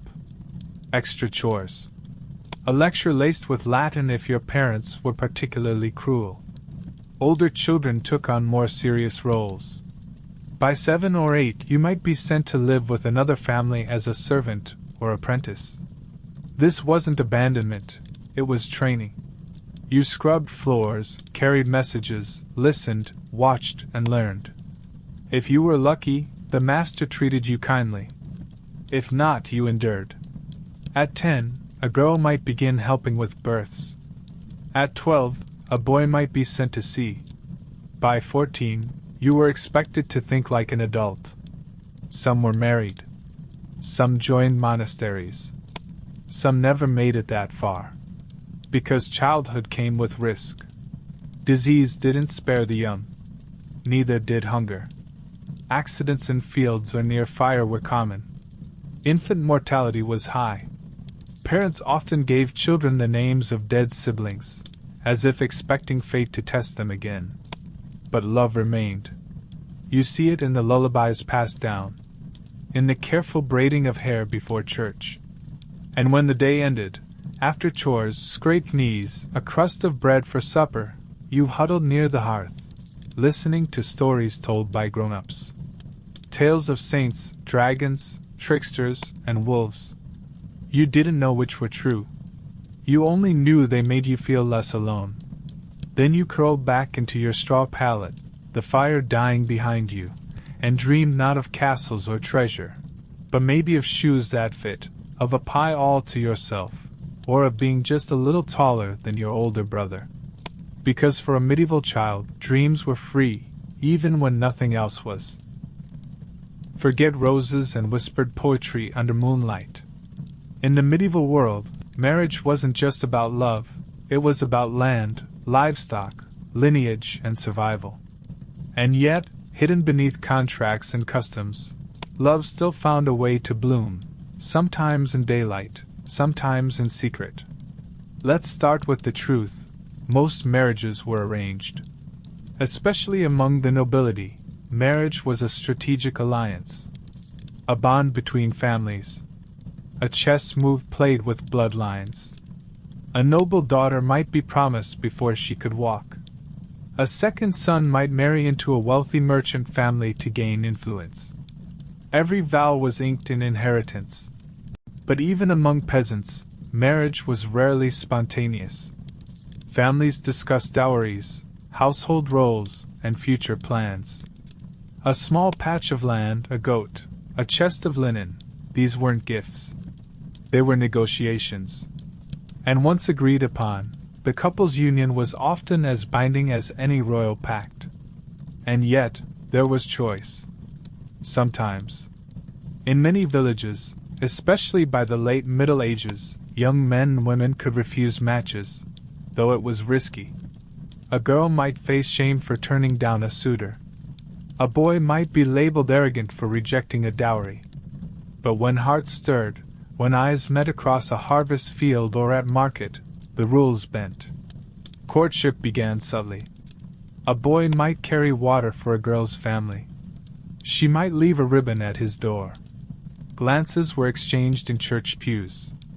Hands brushed accidentally while kneading dough. Festivals were full of possibilities, dances, songs, and stolen moments beneath the apple trees. But flirtation had limits. Reputation was everything. A girl seen laughing too freely might be gossiped about.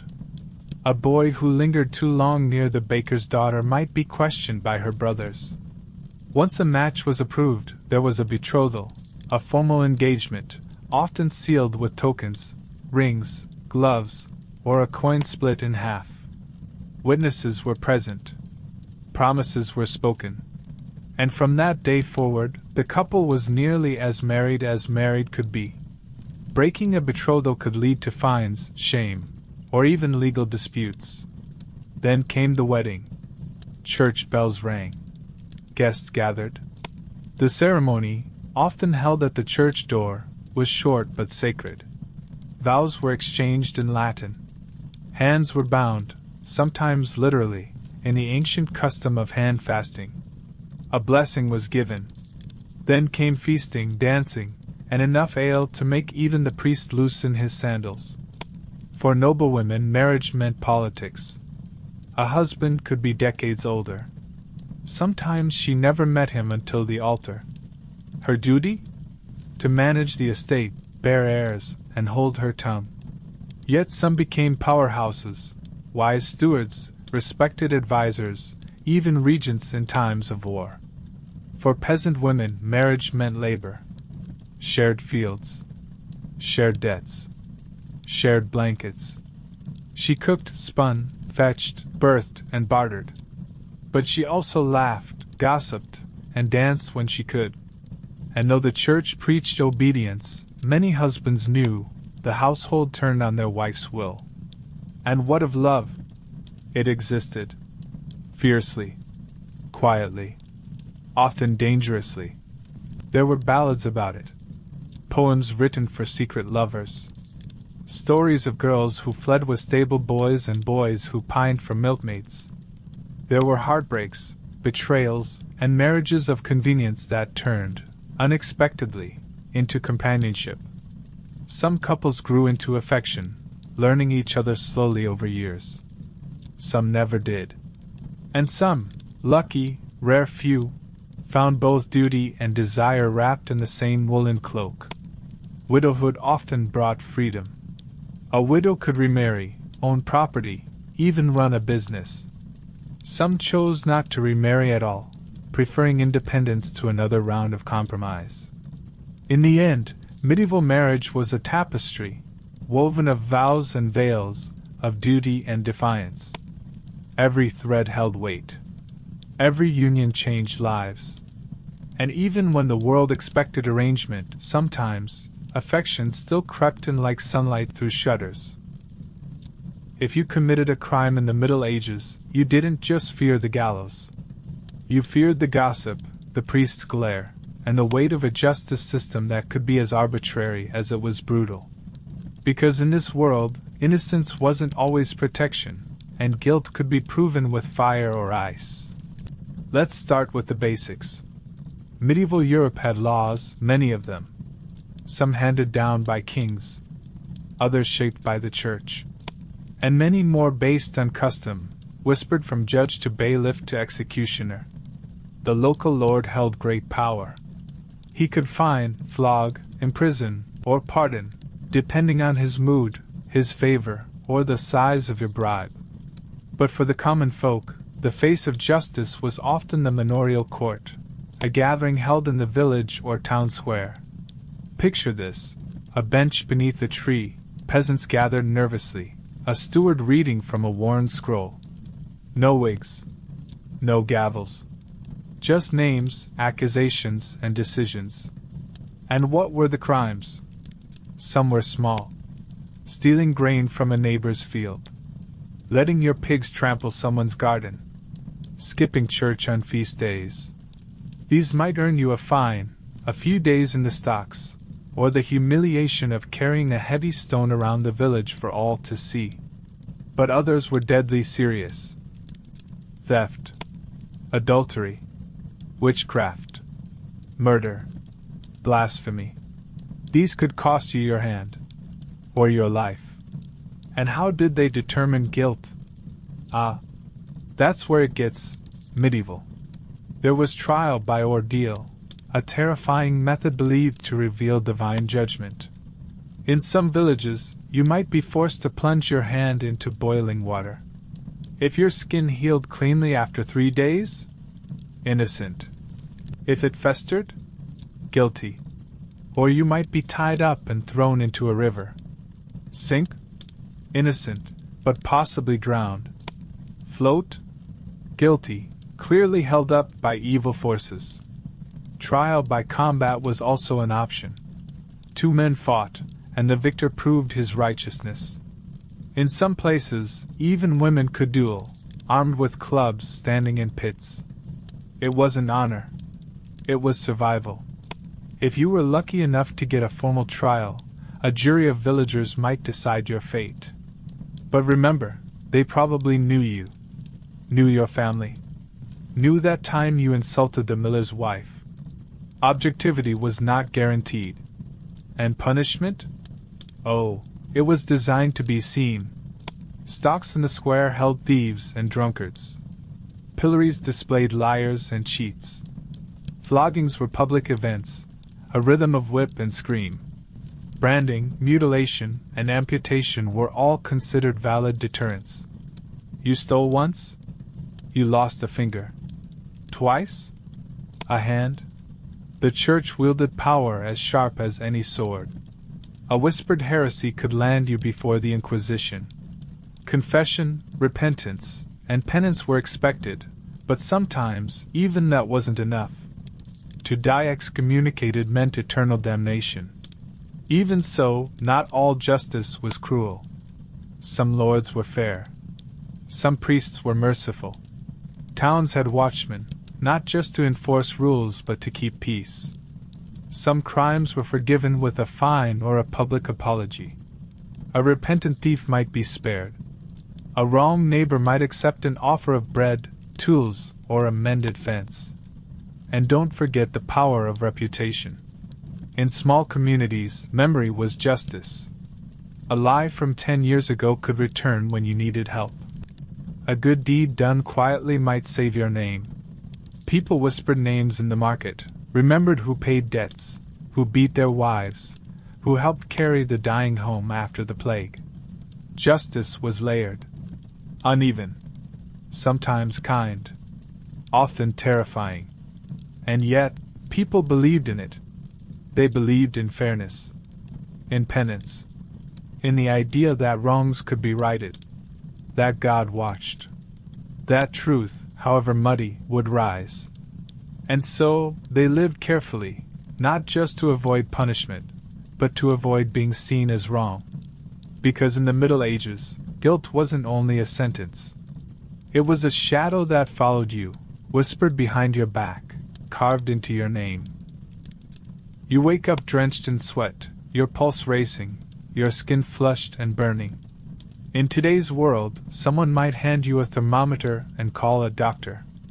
But in the Middle Ages? They'd call the barber, boil some herbs, and check the moon.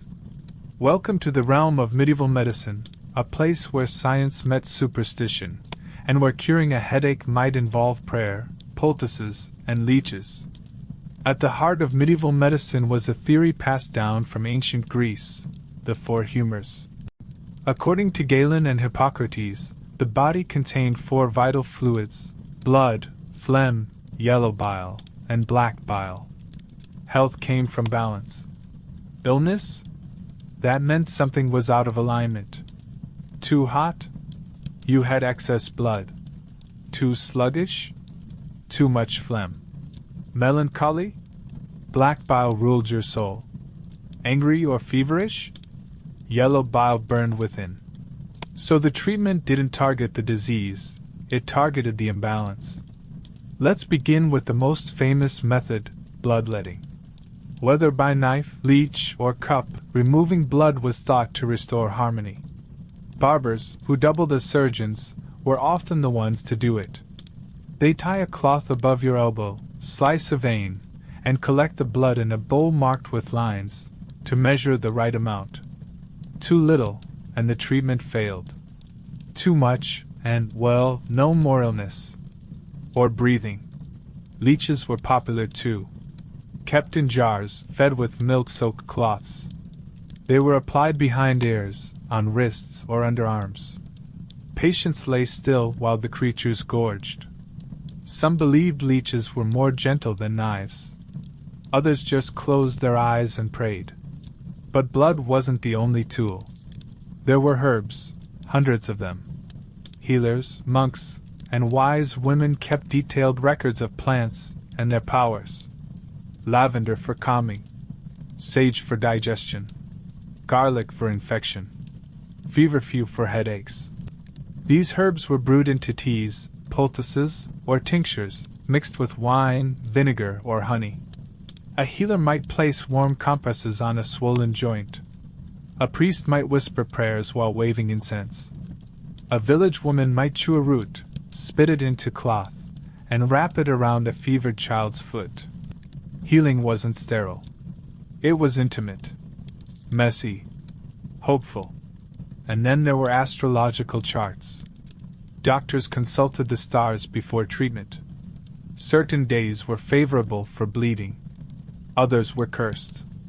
The position of the moon, Saturn's alignment, even the rising sign at birth, all mattered.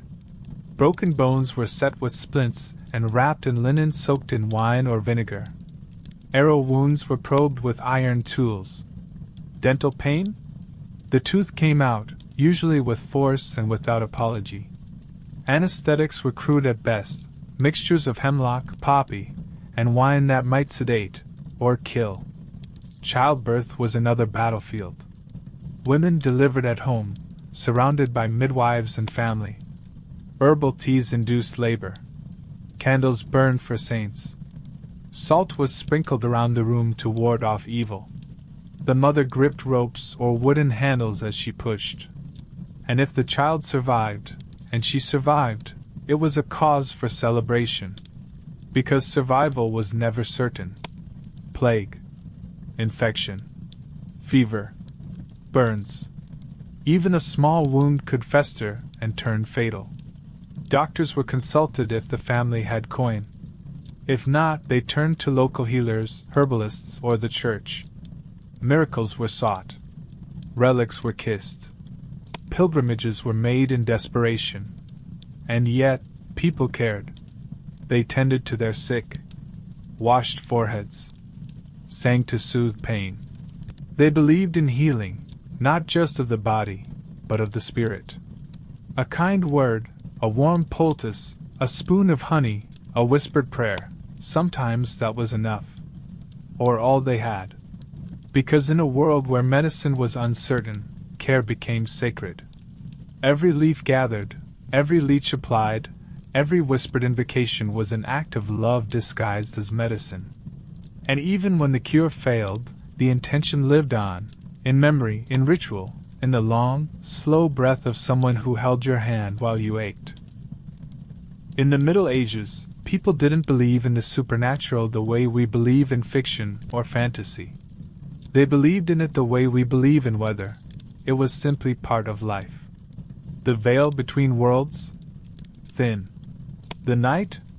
Alive. And every unexplained knock, shadow, or sudden illness? A message from something or someone beyond. Let's begin with the most feared, ghosts. To the medieval mind, the dead were not gone. They lingered, to mourn, to warn, to punish, or to plead. A soul trapped in purgatory might appear in dreams, whispering of unfinished business. A murdered man might return as a wailing figure near crossroads.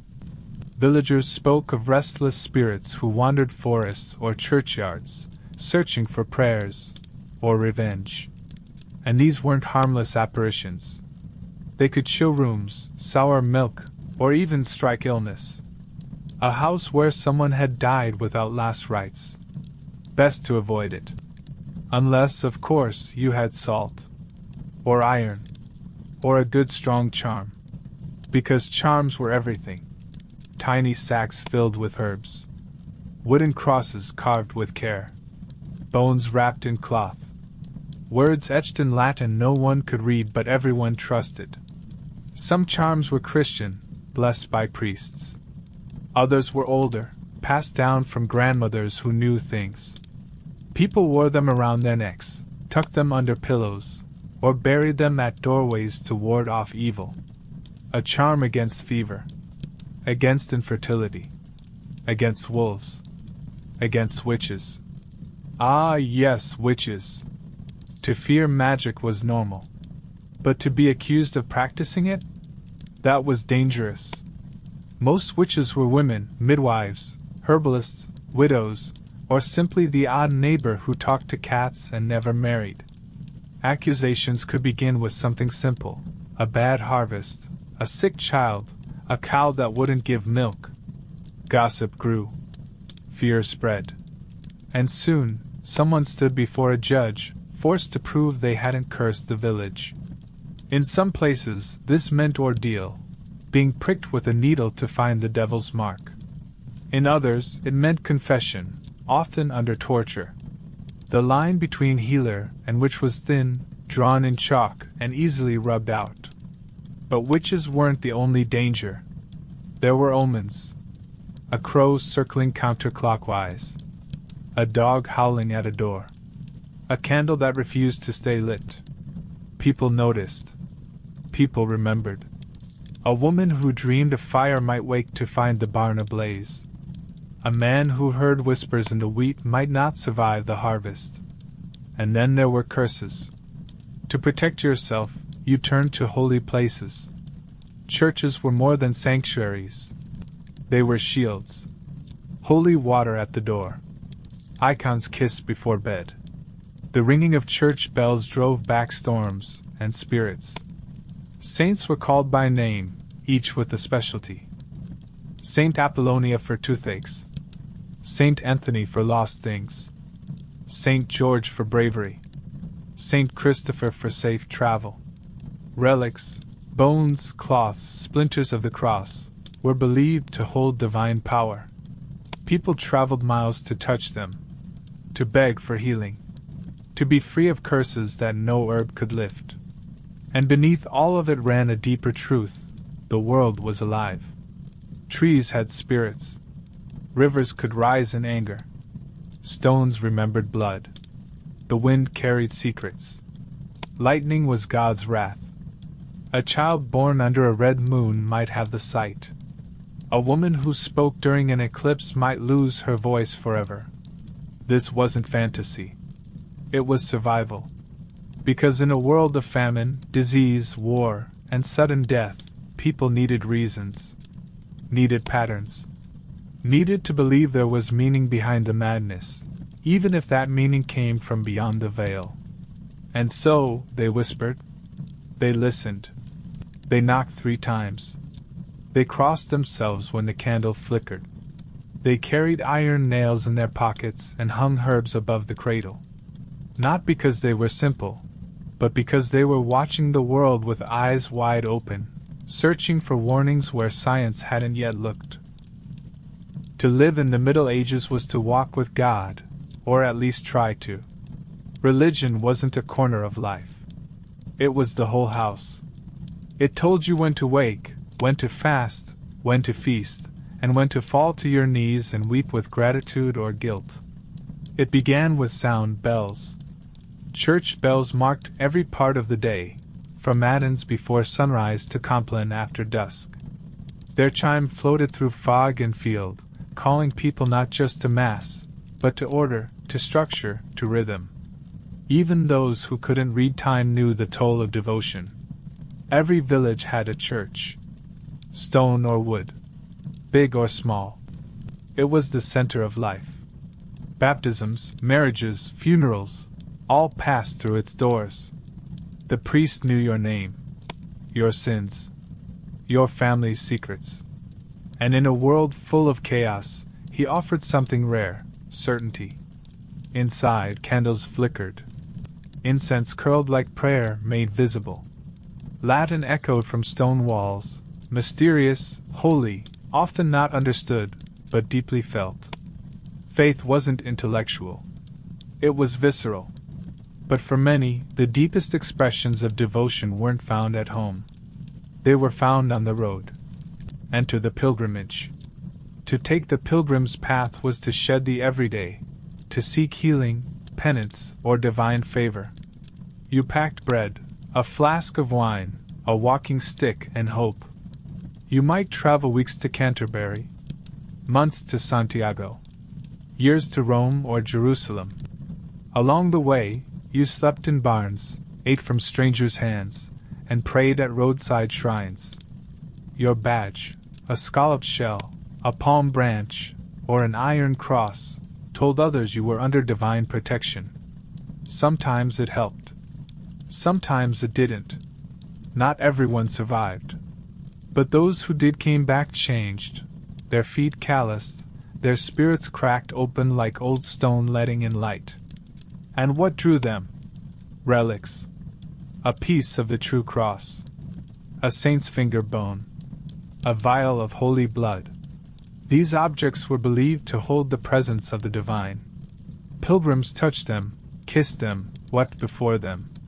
Healing wasn't guaranteed, but hope was. And hope, in the Middle Ages, could move more than mountains. It could move entire villages. Of course, relics weren't always real. Some were forgeries, chicken bones passed off as saintly remains. But belief gave them power. As one friar once said, a false tooth, if kissed with true faith, may heal more than truth doubted. Then there were the rituals. Baptism within days of birth, to save the soul from limbo. Confession before death, to clear the path to heaven. Mass every Sunday, or every day, if you could. Lent, with its fasts and ashes. Advent, with its candles and carols. Holy Week, where towns became theaters of suffering and resurrection. Even the body participated. You knelt, crossed yourself, beat your chest, walked barefoot through snow, wore sackcloth, ate no meat, gave up comfort, gave up pride. Also your soul could inch closer to salvation. But not all faith was peaceful. Fear and fire walked hand in hand with grace. Heresy was hunted. The Inquisition rose in whispers and judgments. The line between piety and paranoia blurred. Questioning too much could land you in chains. And yet, devotion persisted. For the poor, the church was often the only place of beauty, stained glass, song, sanctuary. It fed the hungry, housed the sick, taught the orphan. Monks copied texts. Nuns tended gardens and souls alike. Pilgrims found shelter. Widows found peace. The church could crush, but it could also cradle. And amid all this, people still doubted. Quietly, alone in candlelight, they wrestled with suffering, with death, with silence. And still, they returned to the bell, the bread, the body of Christ. Because faith in the medieval world wasn't clean. It was muddy, aching, human. It whispered through relic cases. It burned in candle wax and cold cathedrals. It forgave. It punished. It watched. It wept. And for those who carried it, in lockets, in prayers, in broken Latin, it was the one thing more real than pain. In the medieval world, death was not a visitor, it was a neighbor. Always present. Always near. It moved through the fields in winter. It lingered at every childbirth. It crept into wounds, into fevers, into shadows cast by candlelight. People lived with death like one lives with weather. They couldn't stop it, only prepare for it. The preparation began long before the final breath. A good Christian was expected to be ready, soul clean, debts paid, sins confessed. To die unshriven, without last rites, was a fate worse than death itself. It meant drifting, wandering, years in purgatory. So when the end seemed near, someone ran for the priest. He would arrive with oils, prayers, and ritual. The anointing of the sick was no guarantee of healing. It was a farewell, a spiritual passport stamped for the next world. Loved ones gathered. They held hands. They whispered final words. Sometimes they sang. Sometimes they wept. Always they prayed. And when the breath stopped, the bell tolled. One slow, solemn ring for each year the person had lived. Townsfolk paused, counted, whispered guesses. Old Marta? The blacksmith's boy? The merchant's wife who just birthed her eighth? It didn't matter. The sound meant one thing: someone had crossed over. But the body couldn't rest until the rituals were done. The dead were washed, often by women, and dressed in their best tunic or shift. Eyes were closed. Hands crossed over the chest. A cross might be laid upon them. Coins placed over eyelids or in palms, not to pay Sharon, but to keep the eyes shut, to hold the body still. If the family could afford it, the corpse lay in a coffin of wood. If not, a simple shroud. Flowers were tucked into folds, not just for scent, but for symbolism. Rosemary for remembrance. Lavender for peace. Yarrow for the journey. Then came the funeral procession. The body was carried through town, often on a bier, open and visible. Villagers stopped work. Some crossed themselves. Children stared. Dogs barked. If the deceased had lived a good life, the air felt heavy. If they had wronged too many, some might mutter curses behind closed shutters. At the churchyard, the priest led chants. Psalms echoed. Earth was blessed. A grave was dug, sometimes deep, sometimes shallow if winter ground refused to yield. The coffin was lowered, or the body, wrapped in linen, placed directly in the soil. Everyone tossed a handful of dirt. Then silence. Sometimes a wooden marker was set. For the wealthy, a stone, carved with name and symbol, a sword, a chalice, a sheaf of wheat. For most, memory alone. But death didn't end with burial. It lingered. Families lit candles for 40 nights. They paid for masses to be said. They donated bread to the poor, or oil to the church, all to speed the soul's journey through purgatory. Because they believed the dead weren't simply gone. They were waiting, watching, and perhaps praying in return. Graveyards weren't eerie. They were sacred. Of course, some feared unquiet dead. The excommunicated, the murdered, the buried alive. Measures were taken, bodies staked, mouths stuffed with stones, hands tied. Some graves bore iron bars or heavy slabs to keep spirits from rising. And yet death was not seen as evil. It was a passage, a gate, a return. Art reminded people daily. The danse macabre, skeletons dancing with kings and peasants alike. Paintings showed death as equal, fair, and inevitable. Church sermons warned, "As you are, so once was I.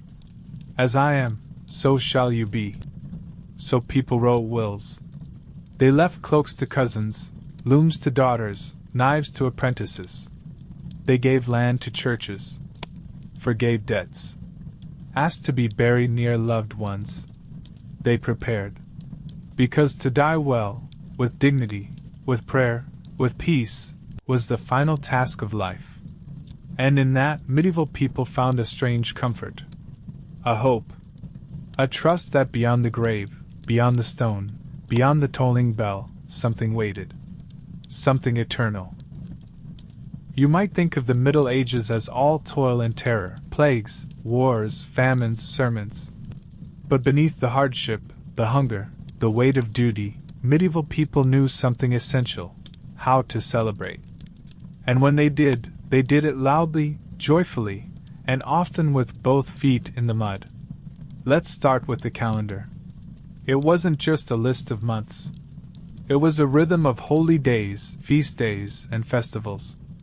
Nearly a third of the year was marked by special observances, and many of those came with no work, plenty of food, and dancing in the streets. The church organized the year around sacred time. Christmas brought candlelight and carols. Easter burst with color, flowers, and joy after Lent's long fast.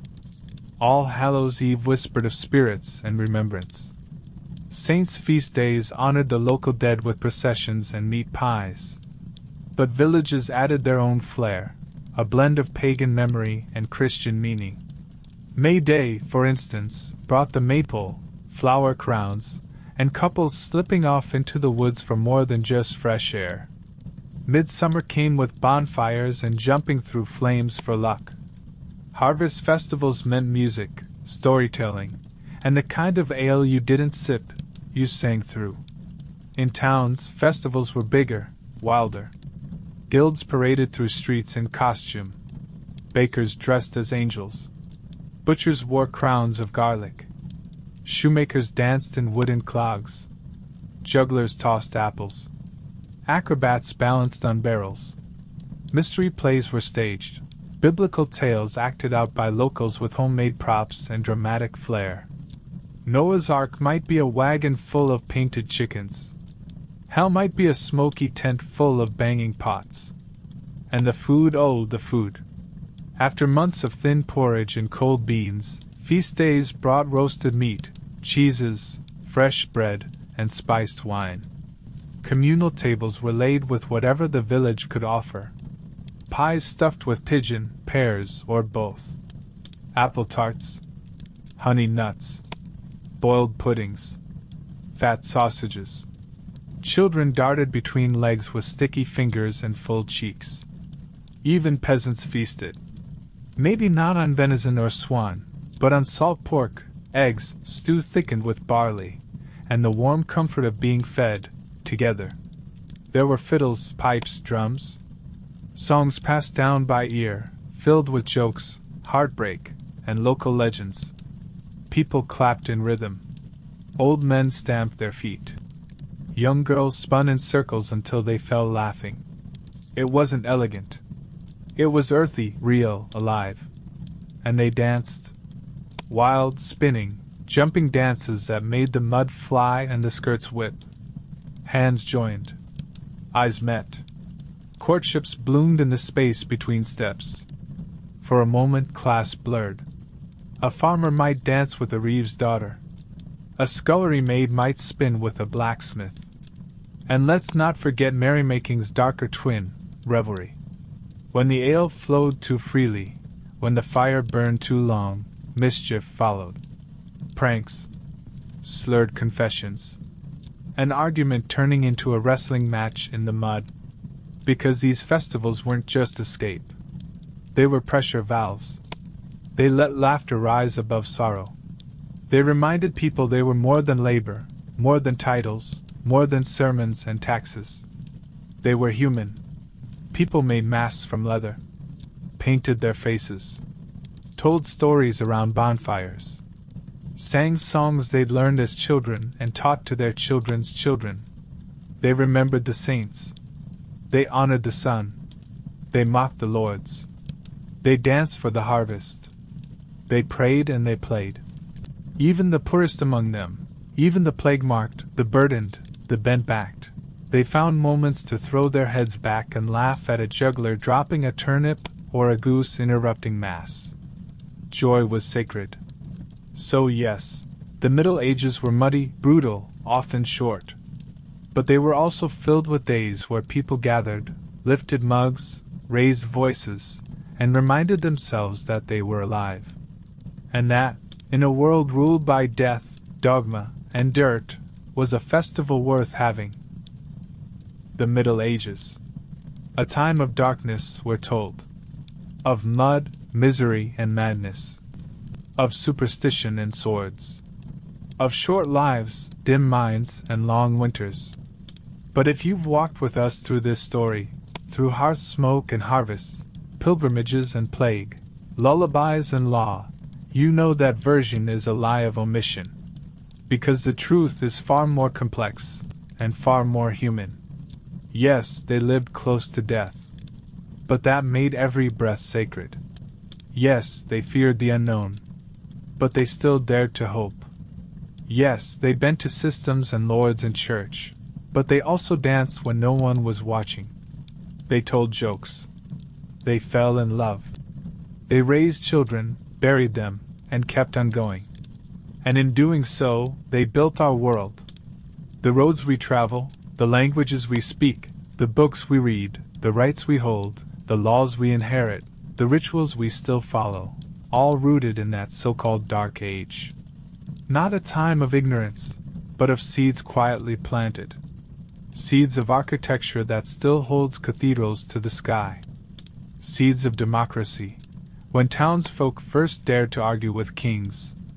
Seeds of science, tucked into monastery scrolls. Seeds of art, of story, of memory. Because beneath the lords and plagues and parchment, there were always people. People with dirty hands and open hearts, trying to make sense of a world that often made none. Trying to love under obligation. To laugh under oppression. To survive, and maybe even thrive, under stone ceilings and stars alike. A mother warming stew by firelight. A child spinning in spring grass with bare feet. A blacksmith wiping sweat from his brow, proud of a blade no one else could shape. A widow placing herbs in a grave. A pilgrim walking into fog unsure, but walking anyway. 1,000 moments never written down. 1,000 names lost to time. And yet their blood is in the soil. Their breath in the bricks. Their silence in the stones that line old wells, old chapels, old castles we now walk through with cameras and tour guides. We look back and we marvel. We laugh at their fears. We pity their tools. But we forget, they would marvel at us too. At our lights. At our warmth. At our cures, our voices across oceans, our ability to fly, to breathe clean air, to eat strawberries in January. But they might also mourn us. For our loneliness. Our noise. Our speed. Our forgetting. Because for all their hardship, they belong. To land, to lineage, to story. They knew the names of their neighbors. The phases of the moon. The way wind shifted when snow came. They knew the weight of bread in a cold hand. The worth of silence. The value of song. And maybe, just maybe, that's what their world still whispers to ours. That survival is not just about strength. It's about ritual, kindness, shared fire, and the endless, aching beauty of continuing on. So the next time you light a candle, or pass a field at dusk, or feel the echo of something older than memory, pause. Listen.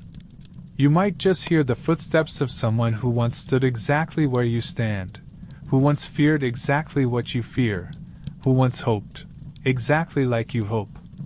The Middle Ages are not gone. They're beneath our feet, in our bones, in our stories.